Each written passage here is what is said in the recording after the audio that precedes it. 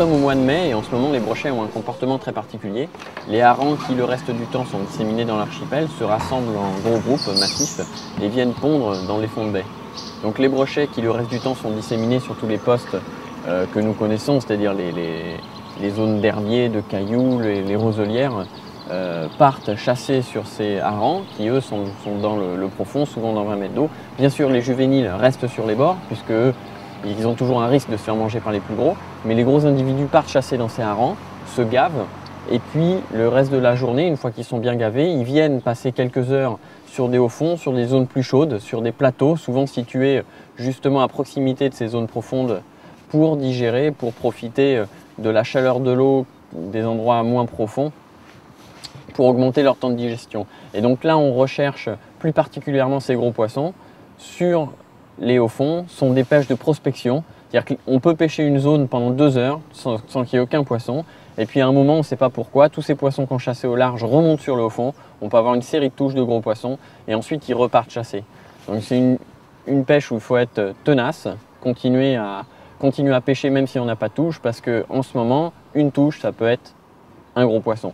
Mais de toute façon, sur les autres postes, les poissons de taille moyenne, eux, restent toujours actifs. Mais juste pendant ce mois-ci, les gros poissons, on les recherche d'une façon un petit peu différente. Le reste de l'année, on pêche tel qu'on pêche en France. C'est exactement le même type d'approche.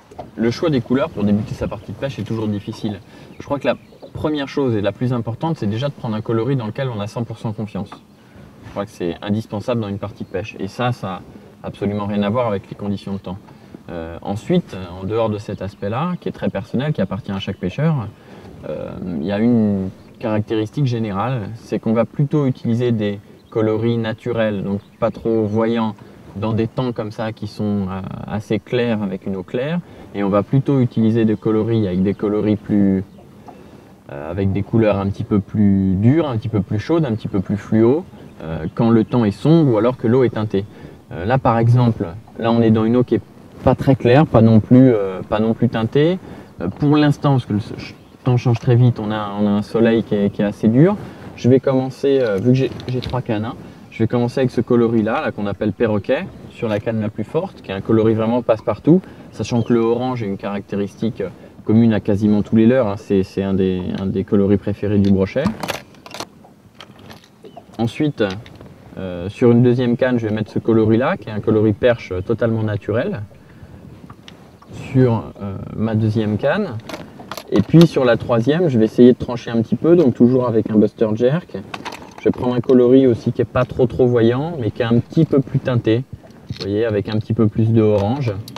Et là avec des notes de bleu, alors que là il est sur le vert. Voilà, donc je vais débuter avec à peu près ce panel-là. Et si le temps change, si la lumière devient un petit peu moins importante, ou alors si je change, par exemple, je sais qu'il y a d'autres endroits là-bas qui sont battus par les vents où l'eau est un petit peu plus turbide, j'irai peut-être sur des coloris voilà, comme ça, peut-être un petit peu plus flashy, ou là une perche avec pareil, un ventre fluo, quelque chose qui est un petit peu plus agressif au niveau des couleurs. Et de toute façon, hein, ce qu'il faut faire, c'est qu'on arrive sur une zone, essayer avec une couleur, si ça ne marche pas, essayer avec une autre. Souvent, si on a des suivis, par exemple, si les poissons suivent les leurres et si en changeant d'animation, on n'arrive toujours pas à déclencher l'attaque, là, il faut changer de couleur. Bon, là, j'arrive sur un poste, donc moteur au ralenti pour faire le moins de bruit possible. J'ai l'œil sur les coursondeurs, là, je cherche un petit plateau là, qui est au milieu du chenal.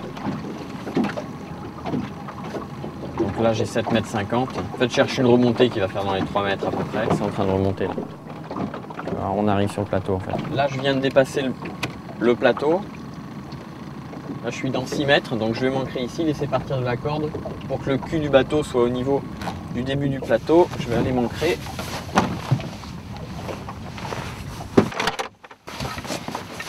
Donc là, je prends l'ancre. Bien sûr, je ne jette pas l'ancre. Je la dépose gentiment pour ne pas faire trop de bruit. On devrait être bien placé.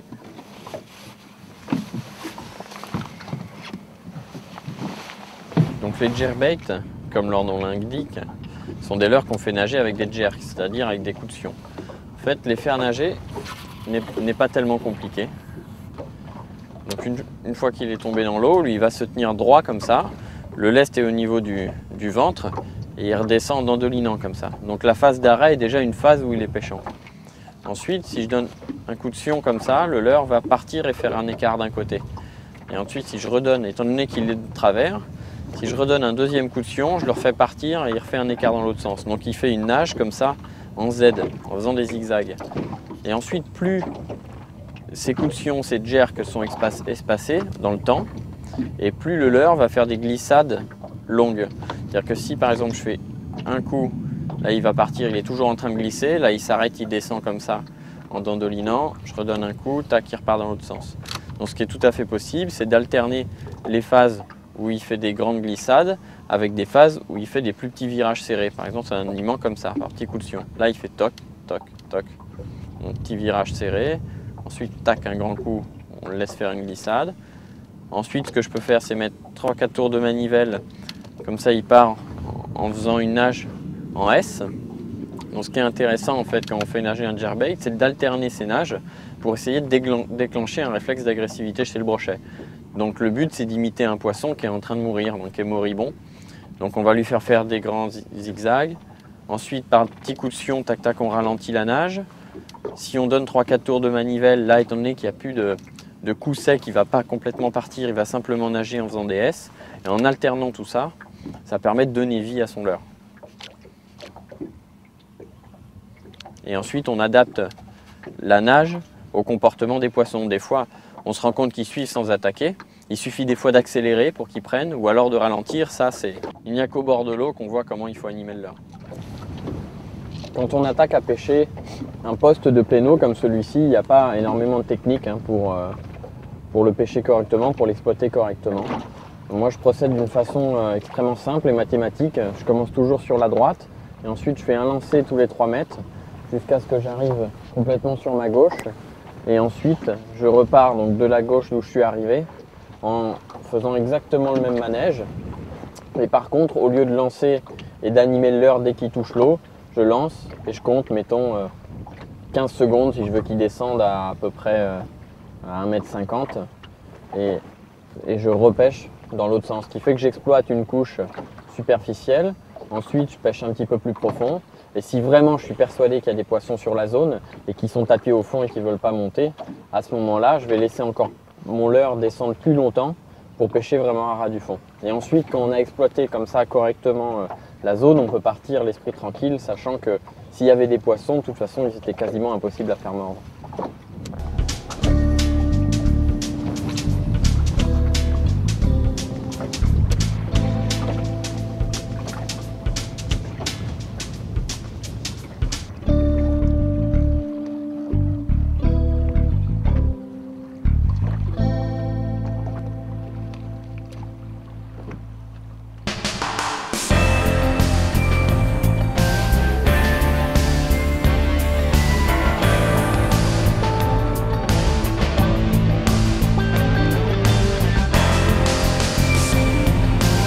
Là, sous le bateau. Oh, il a bien en pleine gueule. Hein.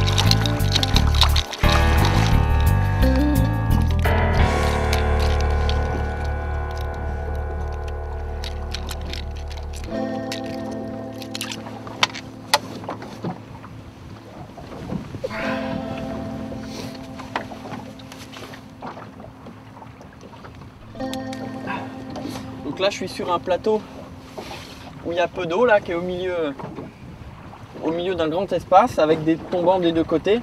Là, ce poisson-là, là, quand on voit le ventre qu'il a là, puis je sens du dur à l'intérieur du ventre là. À mon avis, ça c'est un poisson qui était en train de manger sur les harengs et qui est remonté se reposer là sur le plateau. Donc un poisson toujours, comme un peu tous les poissons de Wastervik, très très gras. Allez.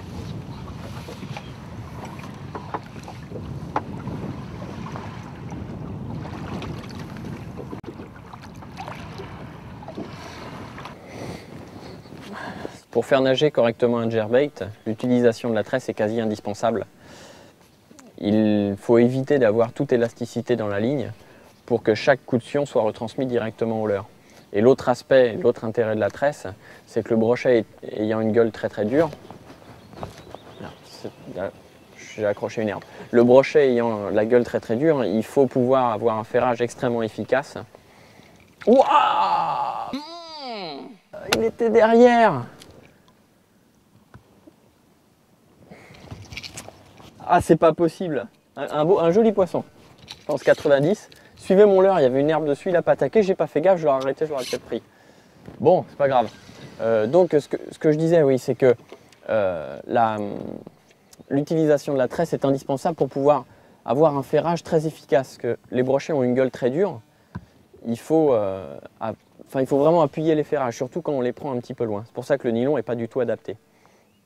Et par contre, au niveau de l'épaisseur de la tresse, on pourrait pêcher avec des tresses de 15 centièmes qui seraient suffisantes pour sortir n'importe quel brochet sur terre, parce que ce n'est pas des poissons quand même extrêmement violents, même s'ils sont tout à fait combatifs. Mais les tresses comme ça, fines, ne résistent pas au poids du leurre quand on l'arrache. C'est-à-dire que quand on lance violemment à leurre de 80 grammes, une tresse de 15 centièmes, elle éclaterait. Donc pour ça, on utilise des grosses tresses.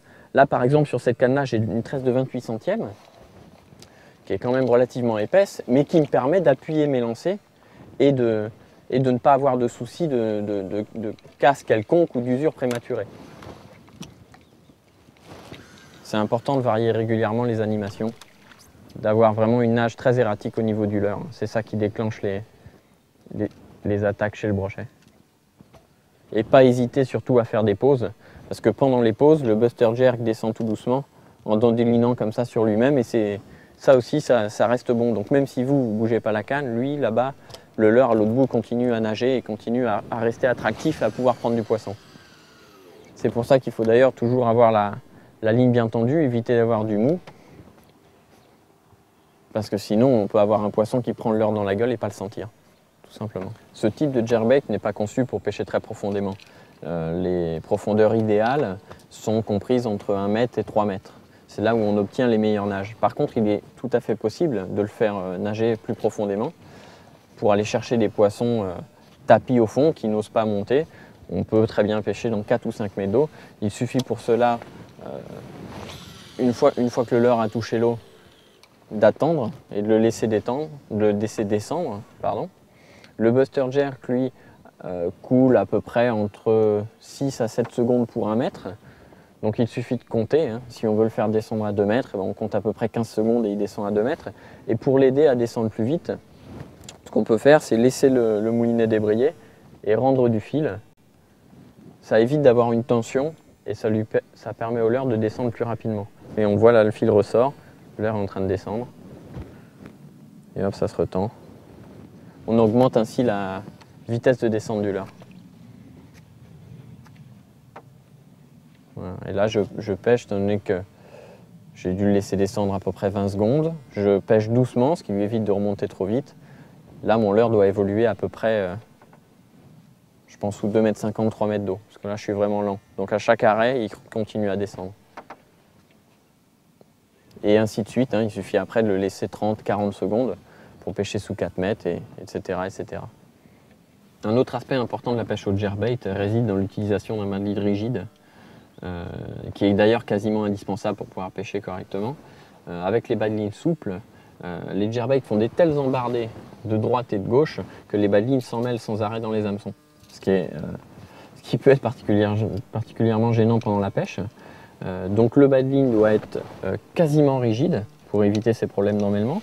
Moi j'utilise des bas de ligne que je fabrique moi-même. Ça c'est du nylon de 1 mm qui est slivé. Et les locaux, je dois avoir mon tube à bas de ligne ici, les bas de lignes habituellement utilisés par les pêcheurs suédois sont des bas de ligne de ce type-là,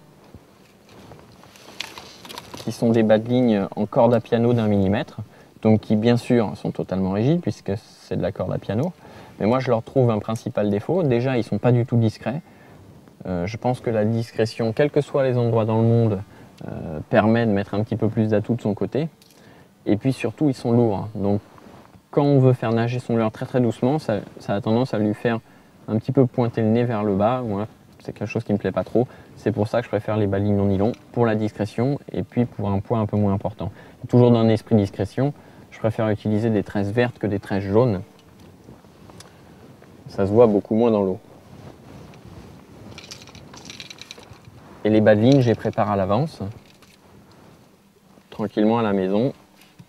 Donc là, j'en ai quelques-uns d'avance au cas où.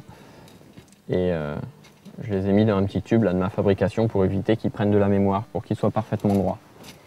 Et un bas de ligne en 100 centièmes, donc 1 mm nylon, c'est rigide et c'est surtout quasiment indestructible. Hein. Les brochets, même s'ils arrivent à les abîmer au bout d'une quinzaine ou une vingtaine de brochets, de toute façon, ça risque rien. Je veux dire, les brochets ne peuvent pas le couper.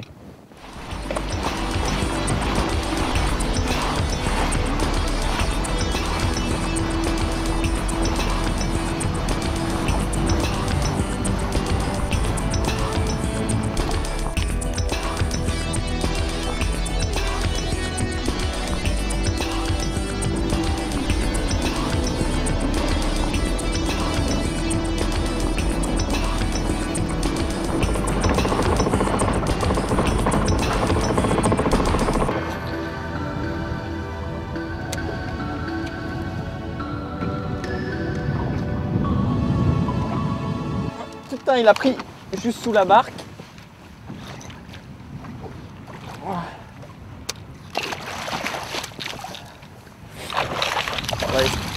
On va essayer de ne pas s'échouer déjà sur le haut fond.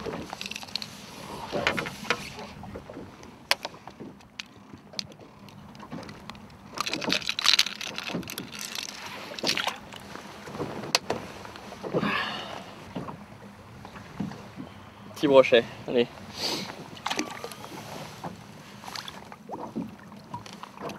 Oups.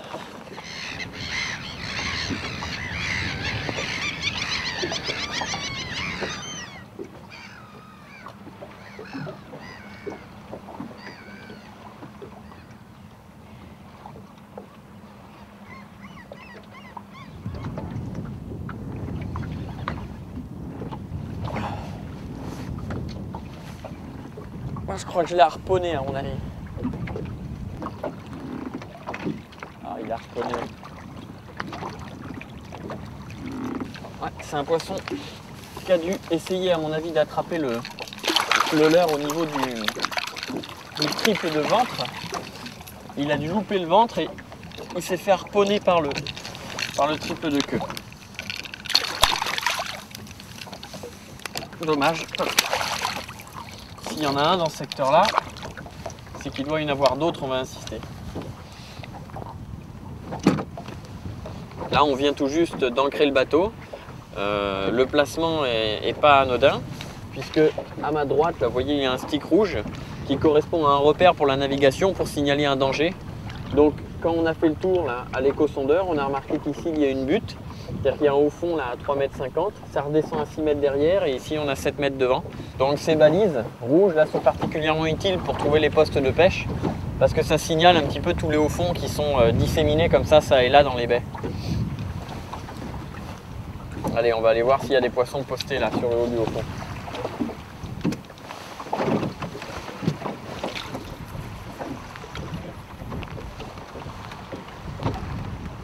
L'éco-sondeur dans des cas comme ça est particulièrement utile. Là je vois que je suis sur 3,80 m, donc on a placé l'ancre dans 6 mètres et elle est venue s'agripper sur la remontée. Et là je suis au niveau du début du poste. Là.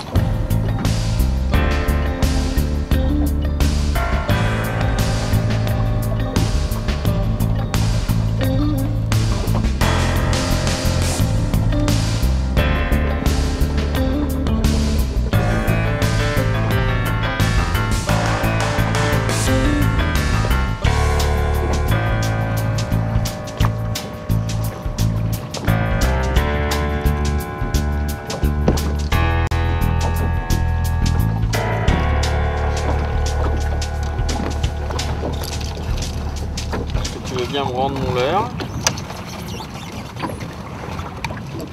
Voilà.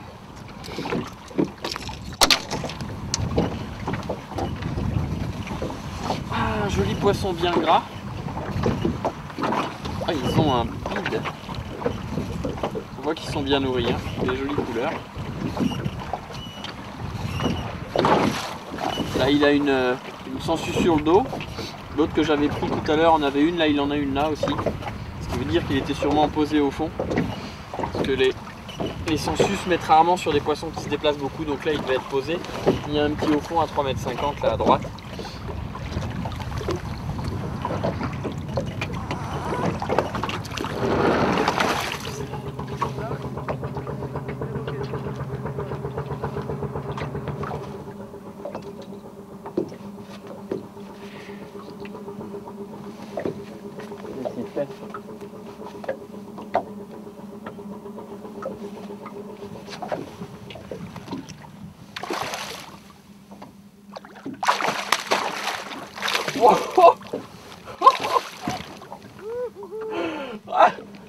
Et il est venu me prendre à la surface. Je l'ai vu arriver, il est monté. T'as vu? J'avais que 50 cm de fil sorti là. Top, top, top.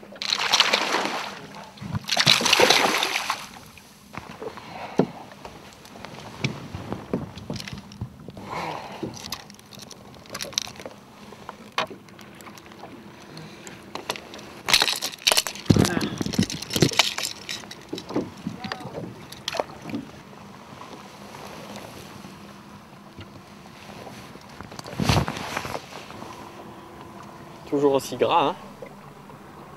Celui-là il m'a pris, j'allais relancer mon leurre et je l'ai vu arriver comme ça des profondeurs, j'ai essayé le leurre dans l'eau, il l'a pris juste à la surface, j'avais 50 cm de fil sorti. Ça a fait un combat à court mais assez amusant. Il y a quelques marques là. Il s'est peut-être fait croquer quand il était un peu plus jeune.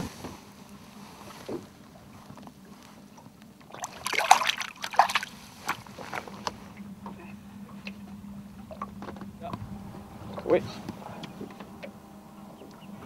Ah, il m'a d'abord tapé une fois le leurre, j'ai senti le coup de nez. Voilà. Et là, j'ai ralenti, accéléré, il a repris. Ouais. Ça va pas vilain. J'ai juste piqué par le bout du nez. Ouf.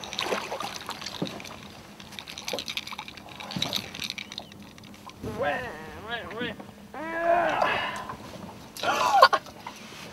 Oh, il était piqué juste. Là, on voit la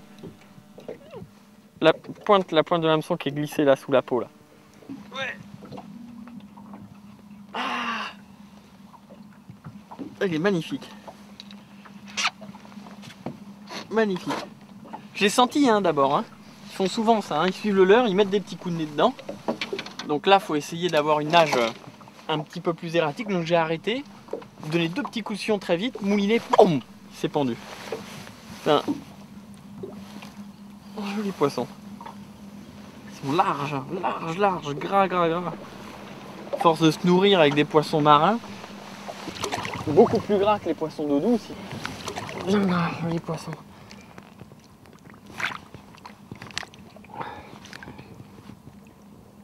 Ah, il y a une sangsue là, sur le coin de la gueule. Ah, il est là.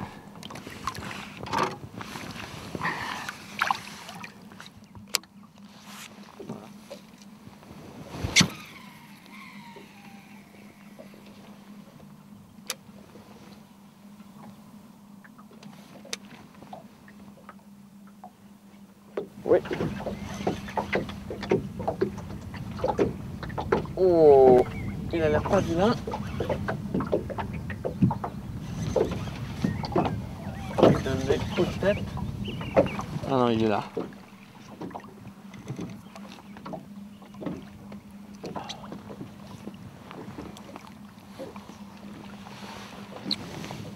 Alors, comment il est piqué lui?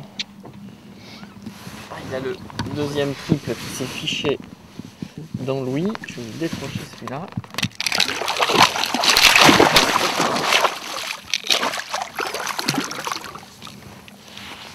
Voilà.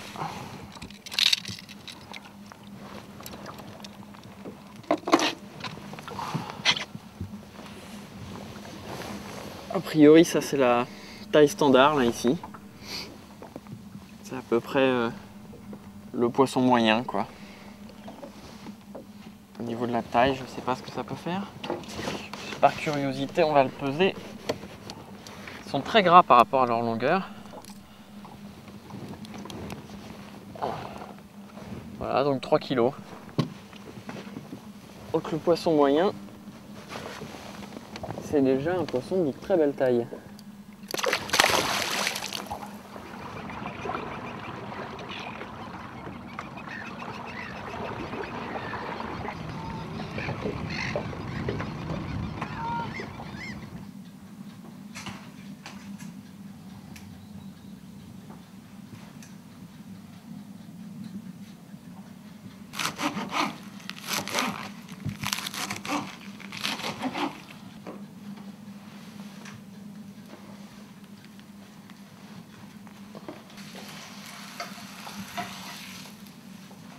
Bon, bon appétit Guy. Merci.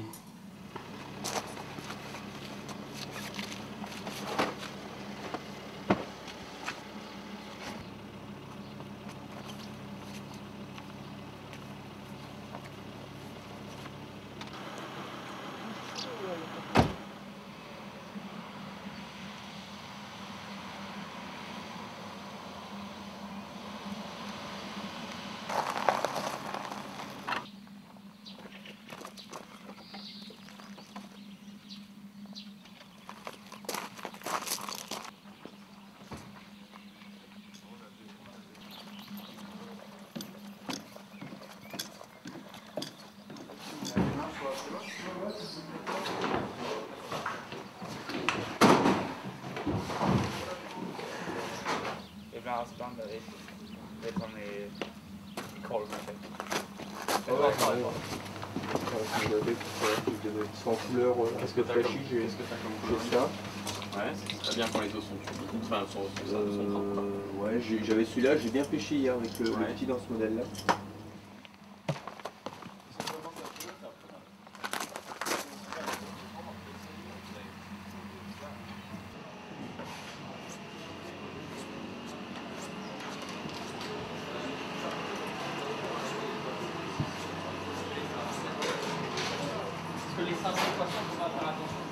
Vous faites ça, vous faites ces îles-là et ces îles-là, rentrez, tout est en sécurité là.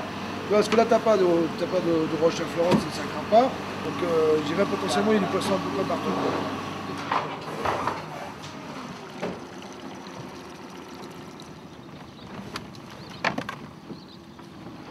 Pour passer de l'intérieur de la baie au côté de la mer, plutôt que de faire tout le tour, parce que là il y a encore 1 kilomètre de terre pour aller rejoindre l'ouverture qui donne sur la mer, ils ont construit un petit canal dans lequel on est, qui coupe cette petite bande de terre pour rejoindre directement le large, là, le côté océan, là où on va aller pêcher aujourd'hui.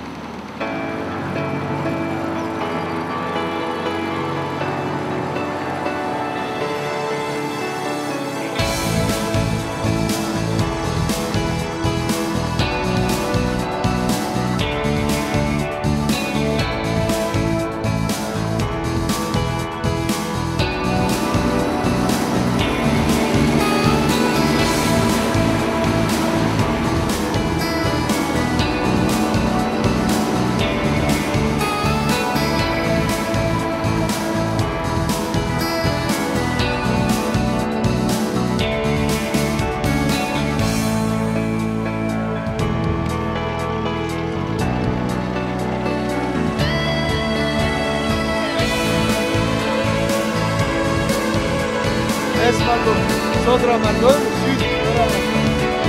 Là, c'est pas ça, donc.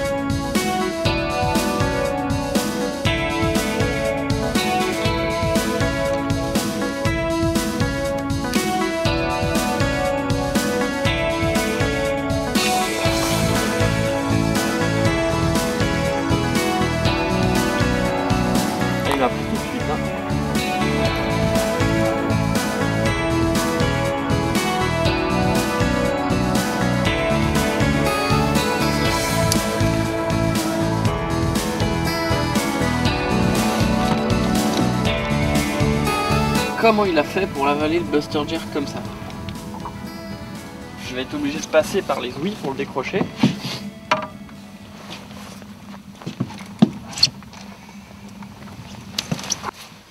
Il l'a complètement gobé.